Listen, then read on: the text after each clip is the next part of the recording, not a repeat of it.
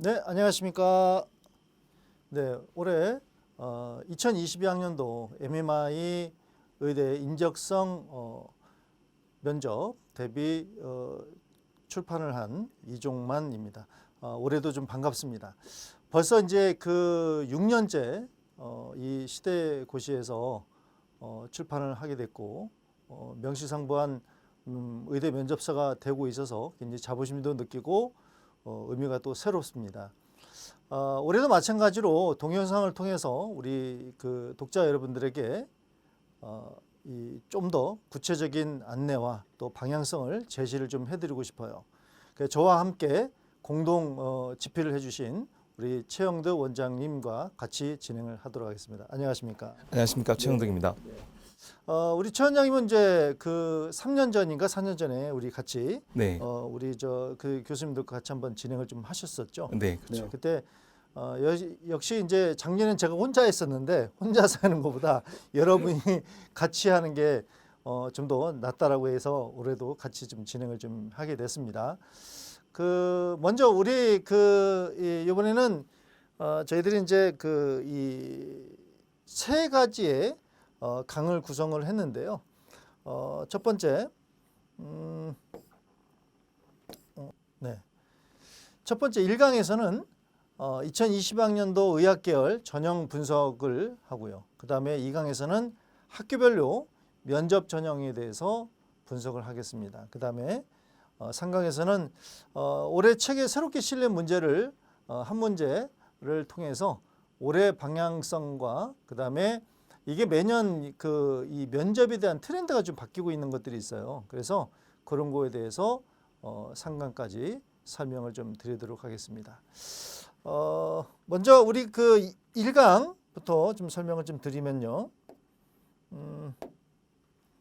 2020학년도에 의학계열에서 전형이 어떻게 바뀌었는지 전체적으로 그 2022학년도는 이제 약대가 새로 들어왔습니다. 그 1785명이라는 1778명, 1780 그 정도 되는데요.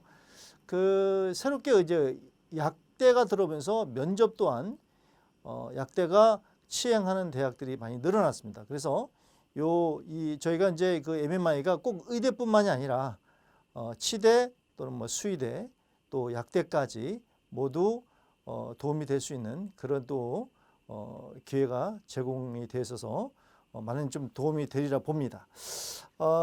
먼저 의대 먼저 좀 분석을 좀 해보기 전에 우리 다중민의 면접에 대해서 우리 최 원장님께서 좀 설명을 좀 해주시죠. 네, 다중민의 면접이 제일 중요한 것은 어쨌든 간에 다양한 방에서 여러 가지 인터뷰를 쭉 진행을 하는 거죠. 사실 일반적으로 한 방에서 진행을 하는 거는 학생들도 그리고 그 같이 보는 면접관도 한 호흡이 되는데 사실 여러 가지를 진행하면서 꾸준히 면접에 대한 그 호흡을 유지하고 그 집중력 발휘하는 게 되게 중요하다고 생각이 들고요. 그러면서 중요한 부분이 여러 면접관을 만나면서 본인의 인성, 가치관 이런 부분 어떤 것을 보여줄 수 있는지 가장 중요하다고 생각이 듭니다. 네. 실제로는 그 멀티플 미니 인터뷰라고 해서 실제로는 이게 그 가치관, 인성, 그다음에 인적성, 그다음에 이제 그 친구의 어떤 지적 역량, 또 문제 해결력 이걸 종합적으로 본다 해서 이제 멀티플 미니 인터뷰인데요. 이게 이제 우리나라에 들어오면서 서울대학교라든가 최초로 이제 시행이 된 게 서울대학교, 인제대, 한림대학교가 이제 시행을 하면서 그때 이제 6년 전에 이제 7년 전부터 이제 시행을 하면서 저희가 이제 원년부터 MMI를 책을 우리 시대고시에서 이제 출판을 하게 됐었는데요.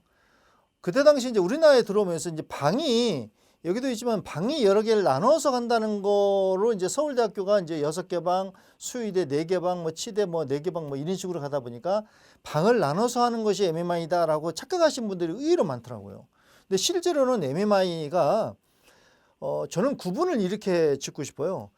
가치관이라든가 인성이라든가 지적 역량, 문제 해결력을 과연 몇 명의 면접관들이 평가를 하느냐가 저는 이 다중민지 면접이 MMI다 아니다를 구분을 지어야 된다. 왜냐하면 예를 들어서 가천대 작년에도 제가 지금 브리핑을 해드렸는데 가천대는 6분의 면접관이 한 명을 평가를 합니다. 근데 6건의 면접관들이 각각 파트를 나눠서 인성 부분, 그 다음에 적성 부분, 그다음에 뭐 가치관 부분, 그다음에 뭐 문제 해결 지적 역량 부분 이런 식으로 이제 파트를 다 나눠서 평가를 하고 그 평가한 거를 종합해서 이제 점수를 내게 돼 있거든요. 지금 뭐 성대라든가 또 올해 벌써 시행했던 뭐 영남대라든가 이게 방을 나눠서 이제 MMI를 시행한 대학들도 보면 전부 다 이제 그 이 상황 문제보다는 아니 그 인적성 문제 그 어떤 서류 기반 문제보다는 인적성과 상황을 통해서 면접관을 방을 나눠서 그러니까 결국은 면접관이 그냥 일반 면접처럼 면접관이 2명 앉아 있는 것이 아니라 결국은 방마다 있으니까 면접관이 4명 내지 6명 이런 식이 되겠죠. 아니면 어떤 학교는 이제 한 면접방에 3명이 들어오신 분도 있어요. 그리고 2개 방 이렇게. 그러면 결국은 여러 명의 평가위원들이 한 명을 평가하는 거니까 결국은 평가위원 수가 많아질수록 그만큼 공정성도 늘어날 수 있다는 게 됩니다. 예, 그렇죠. 사실 학교마다도 그 인원수가 늘어난다는 게 사실 되게 부담이겠죠. 그런데도 그 각각의 면접관들이 보고서 정말로 각각의 면모들을 전부 다 봐야 되기 때문에 실제 필요한 것 같고요. 그 부분이 핵심인 것 같습니다. 근데 이제 그래서 요 이제 평가하시는 교수님들이 이제 얼마만큼 이제 많냐 적고냐 요거에 따라서 이제 다중민의 면접이냐 아니냐를 우리가 구분 짓는 것이 올해 또는 작년의 트렌드에 맞는 구분 기준이 된다라고 저는 생각을 합니다. 이게 그래서 꼭 우리 MMI라고 해서 꼭 굳이 겁을 먹으실 필요는 또 없고요. 그냥 편안하게 인적성 면접. 실은 교대 제가 작년에도 말씀드렸지만 교대 인성 면접도 실제로는 MMI를 지금 도입을 좀 한 지가 오래됐습니다. 하지만 교대 인적성 면접 우리가 MMI라고 하진 않거든요. 예, 그러니까 그렇게 우리가 구분지어서 요 다중민의 면접을 이해를 하시면 좋겠다라는 말씀을 참고로 좀 드립니다. 그래서 인성과 적성 또는 가치관, 지적 역량, 그다음 문제 해결력, 요거를 종합적으로 준비하는 것은 일반 면접과 일반 인적성 면접과 같다라고 보시면 크게 무리는 없을 것 같습니다. 그렇다면 이제 올해 이제 의대 같은 경우는 어떤 트렌드를 좀 갖고 있는지를 보자. 우리가 이제 여기서도 이제 우리 보시면 학생부 교과가 있고 학생부 종합이 있습니다. 보통 이제 MMI 면접하면 우리가 보통 그 면접 학생들 지도해 보시면 면접하면은 우리가 이제 컨설팅 맨 처음에 이제 수시 배치 상담 6개를 하러 오면요. 교과 전형은 면접이 없다라고 생각하는 분들이 의외로 많아요. 굉장히 많죠. 굉장히 많습니다. 정시는 더더욱 그렇고요. 그러니까요. 네네. 더군다나 그 교과 전형은 최저가 많다라고만 생각하지 면접이 없다라고 생각하시는 분들은 의외로 많은데 여기 표를 보시면 지금 의대 같은 경우는 학생부 교과가 면접 보는 것이 752명. 여기 종합에서는 431명으로 교과 전형이 종합 전형보다 면접 비중이 훨씬 더 많습니다. 인원수가. 이거를 우리 이 학생들이 또는 수험생들이 정확히 인지를 좀 하시고 물론 뭐 우리 여러분들이 이제 벌써 원서를 쓰신 분들도 계시겠지만 이거를 인지를 꼭 하시고 가셨으면 좋겠다. 근데 특징이요. 종합 전형은 말 그대로 이제 여러 가지를 학생부 종합 여러 가지를 판단 기준으로 놓는 것이 종합 전형이니까 뭐 이거는 이미 말씀드릴 건 없지만 교과 전형입니다. 교과 전형은 보통 이제 이 학생부 내신 성적으로 뭐 보통 간다고 생각하니까 교과 전형 상에서 그럼 과연 면접 비중이 얼마나 됩니까라고 물어보시는 분들이 상당히 좀 많으세요. 근데 이 교과 전형이 예를 들어 드릴게요. 인제대 같은 경우도 그렇고 가장 오래됐던 그다음에 이제 한림대 같은 경우도 실은 여기서 보시면 되겠지만 한림대를 잠깐 보시면 여기 76명 뭐 이렇게 되는데 여기 종합만 있고요. 그렇죠? 예. 근데 요 인제대를 한번 예를 들어 볼게요. 인제대가 교과 전형 56명입니다. 인제대 같은 경우는 교과 전형으로 됐지만 실제로는 6배수 막 선발을 하고 면접에서 최종 선발을 합니다. 그럼 결국은 이거는 교과 전형이라고 하고 뭐 면접이 없다 이런 것보다는 교과 전형 내 속에서 우리가 평가를 내신 성적만 보느냐 또는 비교과도 보느냐 이것도 우리가 참고를 하실 부분이 있다는 거죠. 그거에 따라서 서류 평가를 같이 면접에서 보느냐 아니면 상황만 보느냐 이제 요거를 좀 구분을 좀 해보실 필요가 있다는 거죠. 예, 그다음에 학생부 종합에서는 마찬가지로 서류 평가를 기반으로 하는 것이 주를 이룬다라는 거. 그다음에 상황 면접. 올해 같은 경우 이제 아까 잠깐 언급을 해드렸지만 이제 그 영남대학 같은 경우 미리 좀 이렇게 시험 본 데를 좀 보면 그 이 코로나에 관련된 지문이 3문제가 나왔다라고 그래요. 인성 부분은 전혀 안 나오고, 그러니까 아니 서류 확인은 안 나오고 전부 인성 영역으로 해서 인적성 영역으로 해서 이제 그 제시문 위주로 나왔다라고 얘기를 합니다. 그래서 올해는 코로나에 관련된 문제가 많이 나올 것 같고, 더군다나 서류에 대한 확인 면접이 많이 없어지는 추세라는 것이 또 하나의 특징인 것 같습니다. 네. 그 성대도 마찬가지로 네. 발표가 되어 있는데 네. 성대도 작년까지는 계속 서류 면접 네. 봤었는데 네. 지금 인적성 면접만 20분을 봤거든요. 네. 그런 거 봤을 때 이제 코로나 때문에 시간을 줄인다. 그럼 뭘 줄일까라고 했을 네. 때 서류는 학교에서 알아서 볼 테니 인적성 부분에서 좀 더 강조하겠다라는 네. 부분인 것 같습니다. 아, 네. 서류의 그 상기부, 생활기록부를 기반으로 확인을 하고, 그거는 물어보지 않고 인적성 위주로 면접에서 확인을 하는 그런 걸로 가네요. 근데 실은 이제 그 이 MMI의 가장 본질적인 도입된 배경이 그 역량, 어쩐 직접 역량보다는 실은 사이코패스, 의사가 똑똑하지만 사이코패스를 가려내는 측면에서 인적성이 나온 것이 원래 시초였는데, 이게 어느 순간부터 이제 지적 역량으로 바뀌기 시작했어요. 뭐 데이터 분석이다, 뭐 좀 더 똑똑한 사람을 뽑고자 네. 이렇게 나왔는데, 그러다 보니까 최근에는 다시 이게 이제 그 이제 지적 역량보다는 그냥 간단한 인성 위주로 가고 있는 거 아닌가. 그러니까 어차피 생활기록부에는 지적 역량이 다 들어 있으니 그냥 네가 사이코패스인지 아닌지만 가려낼 거야라는 그 추세로 좀 가지 않느냐. 이런 또 생각을 해봅니다. 최근 추세를 보면 문제가 많이 단순화되고 있다는 거, 예, 이런 것들. 이따 구체적으로 또 우리 최현님께서 이제 2강에서 대학별로 이제 설명을 또 해주시겠지만, 전반적으로 문제가 아주 간결해지고 있는 추세로 좀 가고 있고, 오히려 서울대는 문제가 길어지고 독해력 위주로 가고 있다는 것이 좀 특징인데요. 그 뒷부분에서 2강에서 다시 한번 말씀드리도록 하겠습니다. 전반적으로 문제가 간결해지고 인성 위주로 가고 있다. 지적 역량보다는 인적성에서 사이코패스를 가려내고 의사로서의 인성적 역량이 있느냐를 평가하는 기준으로 많이 바뀌고 있다라는 트렌드를 좀 우리가 볼 수 있습니다. 그다음에 이제 그 요 수도권과 수도권의 비율에서 이제 제시문과 MMI, 그다음에 일반 면접을 이제 구분을 좀 해봤는데요. 근데 저는 제시문, 특히 이제 연세대학교 같은 경우, 고려대학교 같은 경우 이제 제시문이 가장 대표적인 거잖아요. 그 이제 그 이 제시문, 그러니까 MMI가 기본적으로 다 제시문이지 않습니까? 근데 일반적인 이제 최근에 뭐 한림대라든가 또는 아까 뭐 영남대라도 말씀드렸고, 그다음에 계명대, 뭐 계명대는 그래도 지문이 좀 덜어 긴 편인데, 최근 트렌드가 아까도 말씀드렸지만 문제수가 상당히 제시문 자체가 짧아지고 있다. 이게 제시문인가? 라고 할 정도로 이건 제시문이 아니라 그냥 말로 설명해도 되는 거네? 라고 할 정도로의 제시문들이 많습니다. 실제로.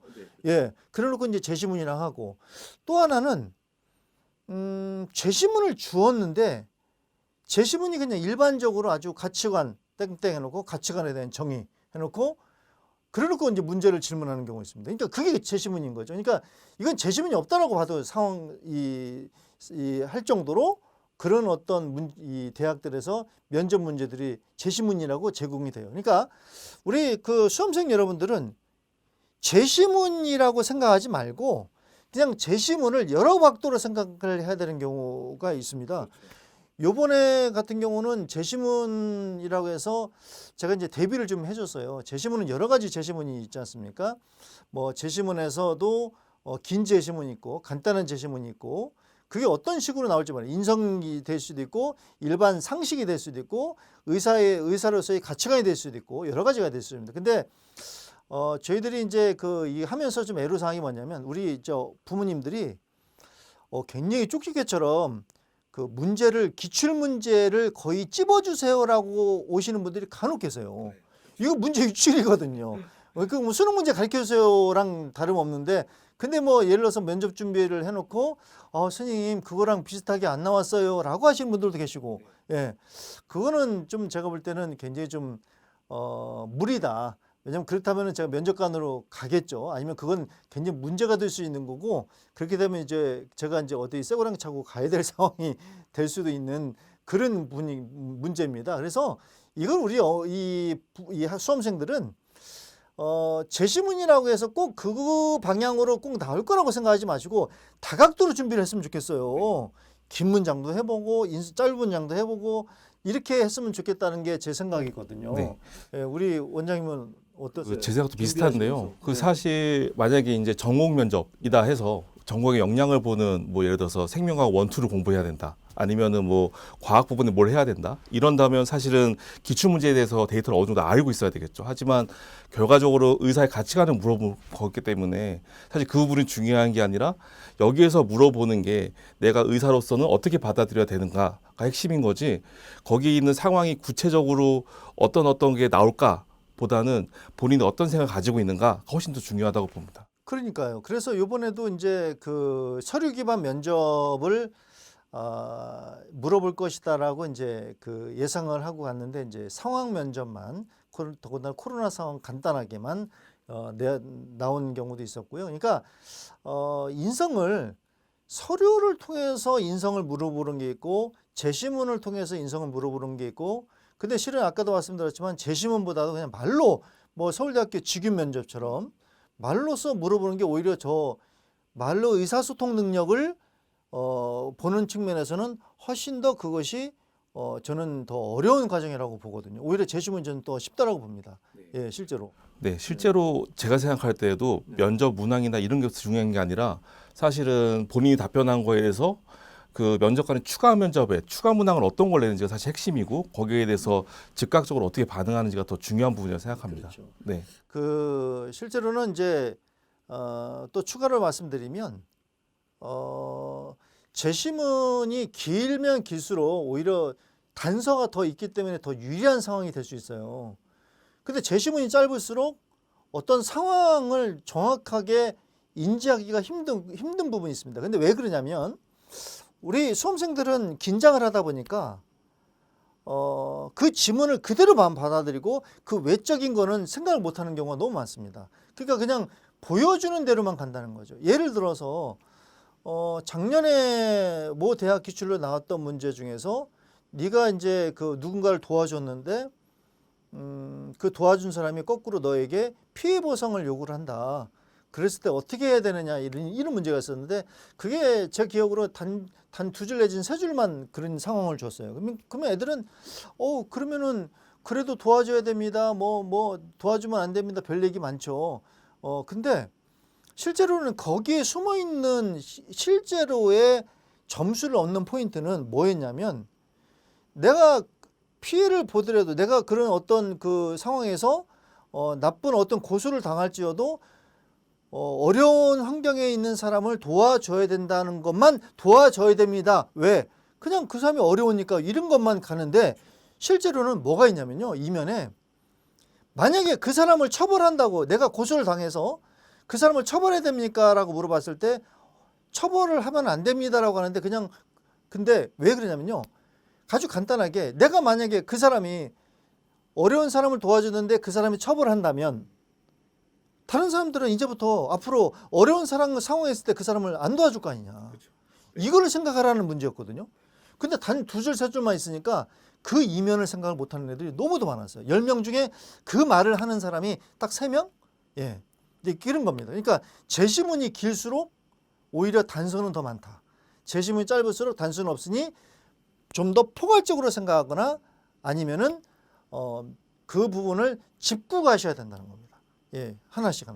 예, 우리 최 원장님의 어떤 그런 부분에 대해 해법 알고 계신 것 같습니다. 저는 기본적으로 한 5가지, 6가지 방향은 생각을 해둬야 된다고 생각을 해요. 그런데 만약에 말씀하시는 것처럼 제시문에서 사회적 측면, 기술적 측면 이제 이런 부분이 나와 있다면 오히려 제가 6개 중에 어떤 영역을 생각했어야 되지에 대한 힌트를 더 얻는 거고요. 그 외에도 우리가 의사니까 윤리적인 측면, 그 다음에 이 의학 기술적인 측면, 그 다음에 나에 대한 책임, 도덕적인 측면 이런 것도 전부 다 생각을 하고 어떤 부분을 내가 중심으로 갈지도 중요하겠지만 그 전체를 생각해봐야 결과적으로 면접관한테 대답을 할 때 폭넓게 대답을 할 수가 있는데 한 두세 줄 보고 난 다음에 나는 이걸 거야 라고 얘기하고 가면 공격받을 게 너무 많고요. 저 같으면 면접관이면 아예 추가 질문을 하고 싶지 않은 마음이 들 것 같기도 해요. 네, 그래서 그렇죠. 그건 중요한 것 같아요. 예, 그래서 이제 추가 질문은 좋은 말씀해 주신 게 추가 질문을 원래 본 문제에 해당하는 추가 질문을 던질 수 있어야 되는 거거든요. 근데 본 문제의 대답이 처음부터 어그러지면 추가 질문을 제대로 던질 수가 없으니까 다른 문제를 제공을 할 수밖에 없는 상황이 됩니다. 그럼 벌써 이제 점수를 깎이는 겁니다. 그래서 문제를 정확하게 인지를 하고 첫 대답부터 제대로 하는 것이 굉장히 좀 중요하다는 거. 그렇다고 해서 너무 복잡하게 생각하지 마시고 문제를 간결하게 생각하시되 그 이면에 깔린 단계를 스텝 바이 스텝으로 여러 갈래로 우리가 분석을 좀 하고 갈 수 있는 능력을 기르시는 것이 굉장히 중요합니다. 근데 이게 쉽게 안 되더라고요. 그렇죠.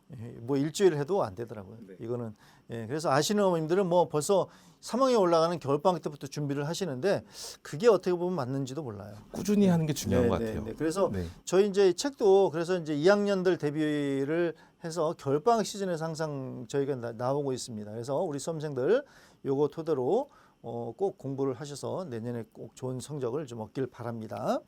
자, 그다음에요. 이 재시문에서 이제 고려대학교, 연세대학교 특징이 있어요.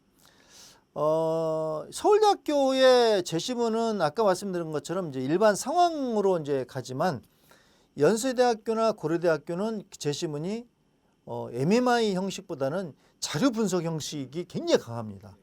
근데 특히 고려대도 그렇고 연세대도 그렇고 최근의 트렌드는 자료 분석을 통해서 맨 마지막은 나와 연결을 시키는 것으로 그런 트렌드가 나오고 있어요. 그러니까 객관적 상황을 주관적 상황에 연결해서 나를 물어보는 거죠.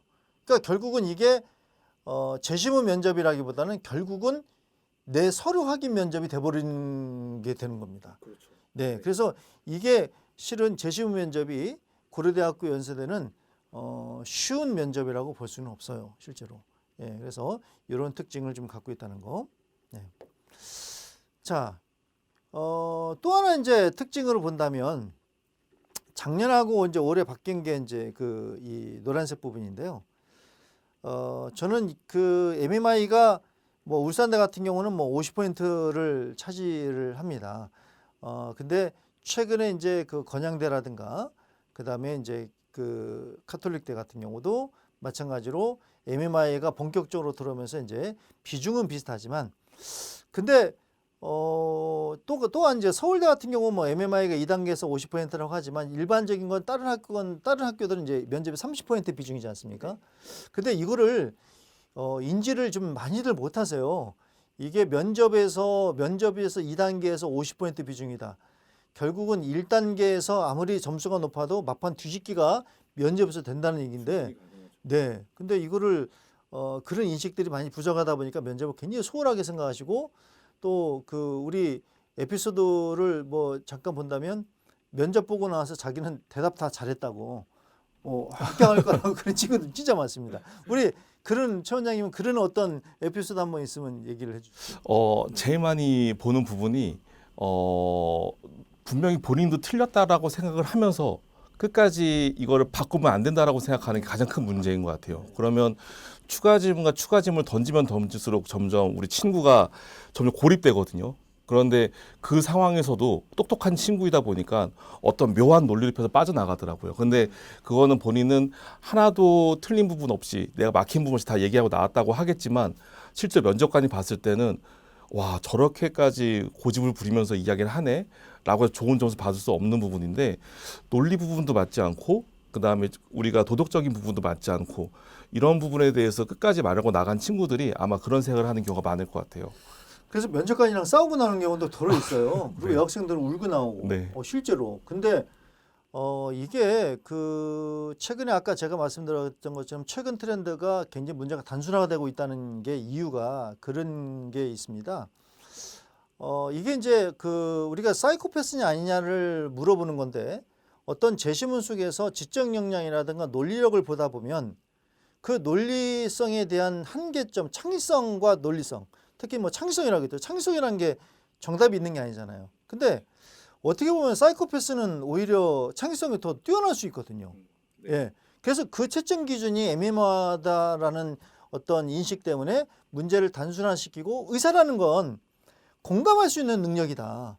근데 공감할 수 있는 능력인데 어떤 상황을 보고 이걸 굉장히 혼자서 창의적으로 남들은 이 생각을 못할 거야라고 간다? 이것도 오히려 위험할 수 있다라고 이게 평가 기준이 바뀐다는 겁니다. 이게 올해의 특징이에요. 작년부터 이게 좀 바뀌기 시작했어요, 실은.